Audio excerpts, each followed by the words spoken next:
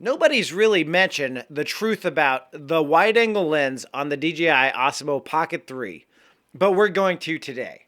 It's kind of a love-hate relationship with this wide-angle lens because it can come in handy and sometimes you need it.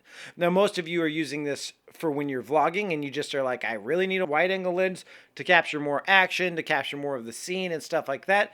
And in this video, I'm going to show you how to get more of the scene without changing up your vlogging style too much. Also, I'm going to show you how, if you are using this wide-angle lens, how to fix the barrel distortion that's in it. So as you can see with the wide-angle lens, you see in the distortion over here. When you're vlogging, a lot of people like to hold it about where I'm holding my Pocket 3 right now, so that you're not out here and like making your arm tired. Not that this is a super heavy camera, but comfortably vlogging's here. You know, you don't want to have to hold your camera way out at arm's length to get to be able to show your background and all that fun stuff. So I can film like this, but then I have like my distortion on my sides and stuff like that. Anything that's a straight edge gets on your side, you're going to really notice it.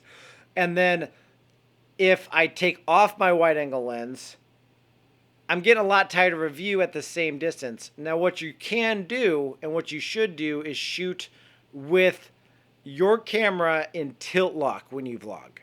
So I'm going to do that real quick. I'm going to switch this to tilt lock. So in tilt lock, I can start recording here. I get my eyes where I want my eyes on the camera, start recording. Then I can tilt this back like this. Now your view on the screen's not going to be as perfect as you want it to be, but now I have the same kind of a framing as you had with the wide angle, without having the wide angle distortion and having to fix all that. So that's something you might want to think about doing if you don't want to have to fix the distortion in post. If you do not care about having to fix the distortion in post, let me show you how to do it in DaVinci Resolve for free. In DaVinci Resolve, you can see this is one of my real estate shots.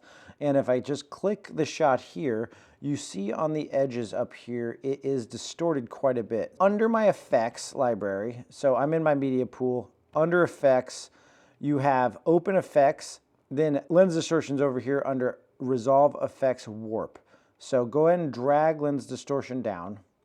And as of right now, it does not look like you want it to look at all. So if I bring it to 0, it's going to be where it was already. So let's go 0.